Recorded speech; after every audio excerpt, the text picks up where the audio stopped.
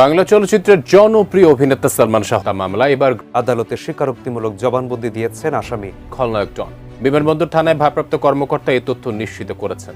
চিত্রনায়ক সালমান শাহ মামলায় খলনায়ক ডনকে মৃত্যুদণ্ড দিয়েছেন আদালত। সকালে ট্রাইব্যুনালের বিচারক মাসরুর আলিকিন এই রায় দেন। আসামিদের মৃত্যুদণ্ড দেওয়ার মাধ্যমে ন্যায় বিচার প্রতিষ্ঠিত হয়েছে। ডনকে দোষী বলছেন মামা আলমগীর কুমকুম। ডন অনেকবার বলছে তার বেস্ট ফ্রেন্ড এইটা ওইটা। সে 11 দিন বগুড়া ছিল, সে জানাজায় আসলো না কেন? ওই দিন নাকি হরতাল ছিল। তাকে চ্যালেঞ্জ করলাম আমি আপনার কালবেলার মাধ্যমে, বাংলাদেশের ইতিহাসে শুক্রবারে কোনোদিন বাংলাদেশের ইতিহাসে হরতাল হয় নাই, কোনো দিন কোনো আমলে হরতাল হয় নাই, সে কেন আসে নাই? তার ব্যবহৃত ক্যাপ, পারফিউম, আনুষঙ্গিক সবকিছু আজও তেমনি আছে, শুধু স্মৃতি হয়ে আছেন বাংলা চলচ্চিত্রের কিংবদন্তি নায়ক। আদরের ভাগ্নের ছবি আর এসব আসবাবপত্র পরম যত্নে আঁকড়ে রেখেছেন আলমগীর কুমকুম। এক বুক কষ্ট চেপে জানালেন কি ঘটেছিল 1996 সালের 6 সেপ্টেম্বর। রমনা থানার একটি হামলায় আমাদের চলচ্চিত্র জগতের একজন খলনায়ক আশরাফুল হক ডন, তাকে সিআইডি গ্রেপ্তার করে তাকে আজকে বিজ্ঞ আদালতে উপস্থাপন করে।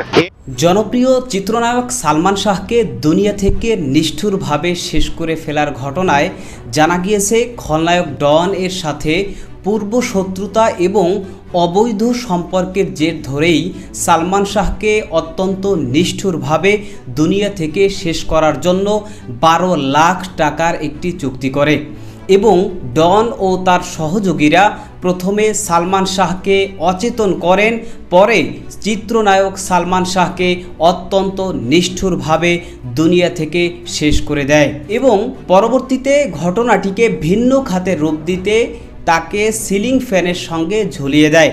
কিন্তু কথায় আছে না যে পাপ বাপকেও ছাড়ে না, সেই অবস্থা হয়েছে খলনায়ক ডনের। কারণ খলনায়ক ডনের বিরুদ্ধে নিষেধাজ্ঞা থাকা সত্ত্বেও সে দেশ ছেড়ে পালাতে গিয়ে ইতিমধ্যেই কিন্তু গ্রেফতার হয়েছে এবং গ্রেফতারের পর সে রিমান্ডে দায় স্বীকার করে সমস্ত প্রকার স্বীকারোক্তি দিয়েছে এবং চাঞ্চল্যকর কিছু তথ্য দিয়েছে, যেই কারণে এবার এই খলনায়ক ডনের সর্বোচ্চ শাস্তি হতে যাচ্ছে। দর্শক, এ বিষয়ের কিছু অংশ ভিডিওর শুরুতে শিরোনামে আপনারা দেখেছেন, বিস্তারিত দেখবেন পুরো ভিডিও জুড়ে। এ বিষয়গুলো দেখার পূর্বে আপনাদের একটা অনুরোধ করব, যারা আমাদের চ্যানেলে নতুন আসছেন চ্যানেলটি সাবস্ক্রাইব করে অল ক্লিক করে বেল আইকনটি চালু করে দিবেন। দর্শক, চলুন আমরা দেখব যে খলনায়ক ডন সে গ্রেফতারের পর রিমান্ডে ও জিজ্ঞাসাবাদে দায় স্বীকার করে স্বীকারোক্তি দিয়েছেন এবং চাঞ্চল্যকর ও ভয়ঙ্কর কিছু তথ্য দিয়েছে ও নিজের শাস্তি নিজেই দাবি করেছে। সেটা আমরা দেখব। সেটা দেখার পূর্বে চলুন প্রথমে আমরা একটু দেখে আসি যে কিভাবে খলনায়ক ডন সে গ্রেফতার হয়েছে এবং কিভাবে চিত্রনায়ক সালমান শাহকে অত্যন্ত নিষ্ঠুরভাবে দুনিয়া থেকে শেষ করে দিয়েছিল। এই বিষয়গুলো আমরা প্রথমে কিছু অংশ দেখে এরপর ওই বিষয়টা দেখব। ধৈর্য ধরে একটা লাইক দিয়ে ভিডিওটি শেষ পর্যন্ত দেখতে থাকুন। হযরত শাহজালাল আন্তর্জাতিক বিমানবন্দর সৌদি আরবে ওমরাহ পালনের নামে পাসপোর্ট হাতে ইমিগ্রেশন পার হওয়ার চেষ্টা করছিলেন মামলার 4 নম্বর আসামি চলচ্চিত্রের এক সময়ের নামজাদা খল অভিনেতা আশরাফুল হক ডন। দীর্ঘদিন ধরে যিনি ধরাছোঁয়ার বাইরে থেকে লোকচক্ষুর অন্তরালে জীবন কাটাচ্ছিলেন, ভেবেছিলেন পবিত্র ভূমির দোহাই দিয়ে চিরতরে দেশ ছেড়ে পালিয়ে যাবেন। কিন্তু আইনের হাত যে কত দীর্ঘ তা তিনি টের পেলেন ইমিগ্রেশন কাউন্টারে দাঁড়ানোর পর। ইমিগ্রেশন কাউন্টারে লাল বাতি জ্বলে উঠতেই তাকে ঘিরে ফেলে দায়িত্বরত কর্মকর্তারা। খবর দেওয়া হয় পুলিশের অপরাধ তদন্ত বিভাগ বা সিআইডিকে। মুহূর্তের মধ্যে বিমানবন্দরে হাজির হয় সিআইডির বিশেষ টিম। চারপাশ স্তব্ধ করে দিয়ে বিমানবন্দর থেকেই গ্রেফতার করা হয় এই খল অভিনেতাকে। গোয়েন্দা সূত্রের খবর, ডনের এই পলায়নের খবর সাধারণ কোনো সোর্স থেকে নয়, বরং তার অত্যন্ত কাছের কোনো পরমাত্মীয় এই গোপন তথ্য আগেই পৌঁছে দিয়েছিল আইন শৃঙ্খলা রক্ষাকারী বাহিনীর হাতে। অবশ্য কেউ কেউ বলছেন ডনের এই গ্রেফতারের পেছনে হাত রয়েছে ডিপ জলের। বাংলাদেশের চলচ্চিত্রের সোনালী ইতিহাসের আকাশে তিনি ছিলেন এক ধূমকেতু, কোটি তরুণের স্বপ্নের নায়ক, স্টাইলের রাজপুত্র, অমর নায়ক সালমান শাহ। 1996 সালের 6 সেপ্টেম্বর ঢাকার ইস্কাটনের ফ্ল্যাটে যখন এই মহাতারকার, তখন পুরো দেশ স্তব্ধ হয়ে গিয়েছিল। প্রশাসন একে আত্মা দিয়ে পুরোপুরি ধামাচাপা দেওয়ার চেষ্টা করলেও দেশবাসীর মনে প্রশ্ন ছিল, এটি কি সত্যি নাকি ভালোবাসার আড়ালে কষা হয়েছিল এক নির্মম মৃত্যুকূপের নীল নকশা। দীর্ঘ প্রায় 2 দশকেরও বেশি সময় ধরে রহস্যের ঘন কুয়াশায় ঢাকা এই হামলায় নতুন আগ্নেয়গিরির বিস্ফোরণ ঘটিয়েছিল যুক্তরাষ্ট্র প্রবাসী রুবি সুলতানার সেই ভাইরাল ভিডিও বার্তার পর। আর এরপরেই একে একে বেরিয়ে আসতে শুরু করে বাংলা সিনেমাকেও হার মানানো এক বিভীষিকাময় ও নির্মম গল্প। ক্লোরোফর্মের শিশি, ফাঁকা ইঞ্জেকশন, প্লাস্টিকের দড়ি আর কাছের মানুষদের এক ভয়ঙ্কর বিশ্বাসঘাতকতা। কিভাবে সম্পন্ন হয়েছিল সেই কিলিং মিশন? আজকের এই প্রতিবেদনে আমরা উন্মোচন করতে যাচ্ছি 1996 সালের সেই কালো রাতের প্রতিটি সেকেন্ডের শিহরণ জাগানো হিসাব নিকাশ। 1997 সালের জুলাই মাসে যখন মামলাটির আসামি রিজভী গ্রেফতার হন, তখন আদালতের কাছে 164 ধারায় দেওয়া তার স্বীকারোক্তিমূলক জবানবন্দি পুরো দেশকে নাড়িয়ে দিয়েছিল। রিজভীর সেই জবানবন্দি অনুযায়ী সালমান শাহকে পৃথিবী থেকে চিরতরে সরিয়ে দেওয়ার জন্য চুক্তি হয়েছিল তখন মাত্র 12 লাখ টাকার। আর এই 12 লাখ টাকার চুক্তিটি করেছিলেন খোদ সালমানের স্ত্রী সামিরার নিজের মা লাতিফা হক। চুক্তির শর্ত ছিল অত্যন্ত পরিষ্কার ও নিষ্ঠুর। কাজের আগে অগ্রিম হিসেবে দেওয়া হবে 6 লাখ টাকা, আর সিলিং ফ্যানে ঝোলানোর পর দেওয়া হবে বাকি 6 লাখ টাকা। এই 12 লাখ টাকার ওয়ারেন্ট স্বাক্ষর করেছিল কারা? রিজভীর বয়ান অনুযায়ী সামিরার মা লতিফা হকের সঙ্গে সে সময় গোপন বৈঠকে উপস্থিত ছিল চলচ্চিত্রের ভিলেন আশরাফুল হক ডন, ডেভিড, ফারুক, জাবেদ সহ একদল ভাড়াটে খুনি। 164 ধারার জবানবন্দিতে আসামি রিজভী যে বিবরণ দিয়েছিলেন তা শুনলে আজও রক্ত হিম হয়ে যায়। ইস্কাটনের ফ্ল্যাটে সেদিন ঘুমিয়েছিলেন, শরীর ছিল একদম শান্ত, অচেতন। ঠিক সেই মুহূর্তে ঘরের দরজার আড়াল থেকে লাফিয়ে পড়ে ঘাতকের দল। ফারুক তার পকেট থেকে বের করে আনে একটি ক্লোরোফর্মের শিশি। সালমানের স্ত্রী সামিরা নিজের হাতে রুমাল ভিজিয়ে সেই ক্লোরোফর্ম চেপে ধরেন স্বামী সালমানের নাকে। গ্যাসে ছটফট করতে থাকেন স্বপ্নের নায়ক, কিন্তু ঘরের চারপাশ ততক্ষণে 4-5 জন শক্তিশালী ঘাতকের দখলে। ধস্তাধস্তির এক পর্যায়ে ড্রেসিং রুমের দরজায় এসে দাঁড়ান চলচ্চিত্র প্রযোজক ও মামলার 3 নম্বর আসামি আজিজ মোহাম্মদ ভাই। রিজভীর ভাষ্যমতে আজিজ মোহাম্মদ ভাই ঘরে ঢুকেই 2 পা শক্ত করে চেপে ধরেন এবং সালমানের শরীরে একটি ফাঁকা সিরিঞ্জ দিয়ে ইঞ্জেকশন পুশ করেন। এই কাজে সরাসরি সহায়তা করেছিল স্ত্রী সামিরা এবং তার মা লতিফা হক। শরীর যখন একদম নিস্তেজ হয়ে পড়ে, তখন ড্রেসিং রুমের ভেতর থাকা মইটি টেনে নিয়ে আসা হয়। জন এবং তার সহযোগীরা আগে থেকেই সাথে করে নিয়ে এসেছিল প্লাস্টিকের শক্ত দড়ি। সেই প্লাস্টিকের দড়ি সিলিং ফ্যানের সাথে বেঁধে ঝুলিয়ে দেওয়া হয় বাংলাদেশের সবচেয়ে জনপ্রিয় তারকাকে। এত বড় অকাট্য জবানবন্দি, এতগুলো আসামির নাম প্রকাশ্যে আসার পরও রহস্যজনকভাবে তৎকালীন তদন্ত সংস্থাগুলোর ভূমিকা ছিল প্রশ্নবিদ্ধ। হত্যাকাণ্ডের 1 বছর পর সিআইডি যে রিপোর্ট পেশ করে তাতে ঠান্ডা মাথায় লেখা হয় করেছেন। পরবর্তীতে দীর্ঘ 12 বছর পর যখন জুডিশিয়াল ইনকোয়ারি রিপোর্ট সামনে আসে, সেখানেও অবিশ্বাস্যভাবে একই গল্প সাজানো হয়। সবচেয়ে মারাত্মক বিষয় হলো জবানবন্দিতে যাদের নাম সরাসরি উঠে এসেছিল, সেই আজিজ মোহাম্মদ ভাই, সামিরা, লতিফা হক কিংবা আশরাফুল হক ডনকে কোনোদিন রিমান্ডে নিয়ে মুখোমুখি জিজ্ঞাসাবাদ করার প্রয়োজনই বোধ করেনি তদন্ত কর্মকর্তারা। মা নীলা চৌধুরী এবং পুরো পরিবার দুবার আদালতের এই রিপোর্টের উপর নারাজি আবেদন দেন। তাদের সোজা কথা, আমার ছেলেকে মেরা হয়েছে, সে কোনোদিন করতে পারে না।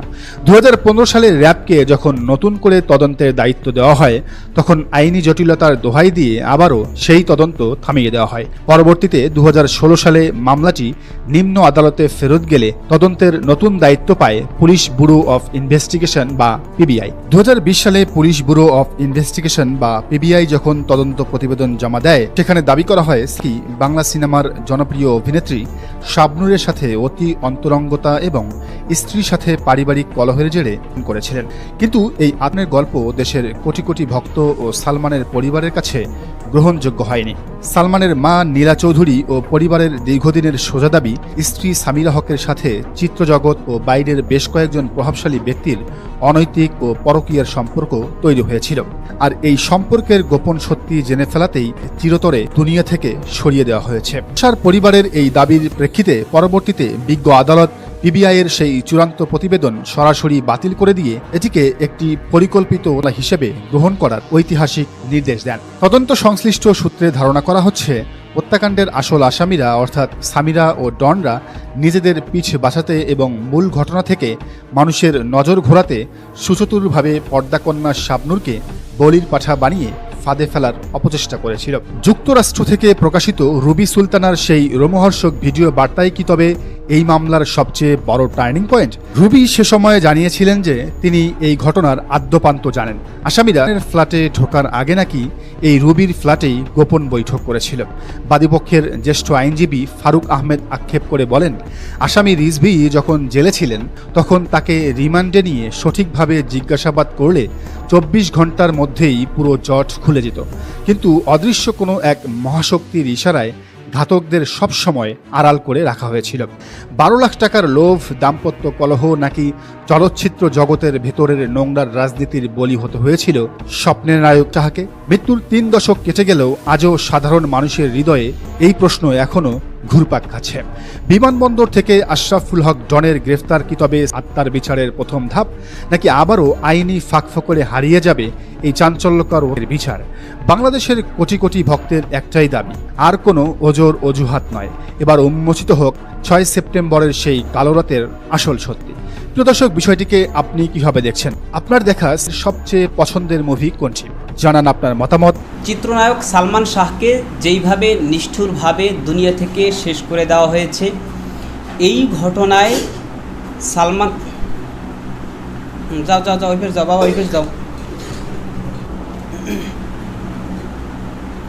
চিত্রনায়ক সালমান শাহকে যেইভাবে নিষ্ঠুরভাবে দুনিয়া থেকে শেষ করে দিয়ে এরপরে সেই ঘটনাকে আবার ভিন্ন খাতে প্রবাহ করা হয়েছে।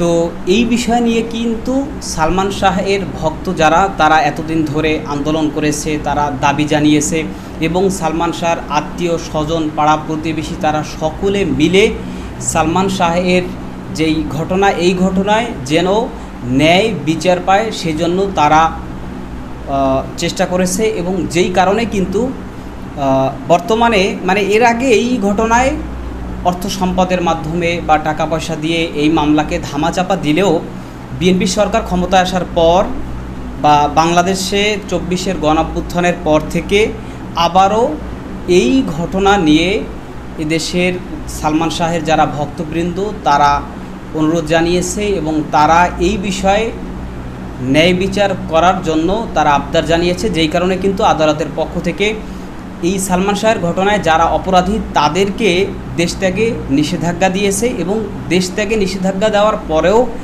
এই খলনায়ক ডন সে দেশ ছেড়ে পালাতে চেষ্টা করেছিল এবং পালানোর সময় কিন্তু সে হাতে নাতে ধরা পড়েছে এবং ইতিমধ্যে গ্রেফতার হয়েছে এবং রিমান্ডে সে চাঞ্চল্যকর কিছু তথ্য দিচ্ছে। যেই কারণে এই সালমান শাহের ঘটনায় যারা যারা জড়িত তাদের সর্বোচ্চ শাস্তি হতে পারে। এ বিষয়ে আপনার মতামত কি সেটা কমেন্ট সেকশনে জানাবেন। ভালো থাকবেন, সুস্থ থাকবেন। দেখা হবে নতুন কোনো ভিডিওতে, কথা হবে নতুন কোনো বিষয়। আজকে পর্যন্তই। আসসালামু আলাইকুম রহমতুল্লাহ।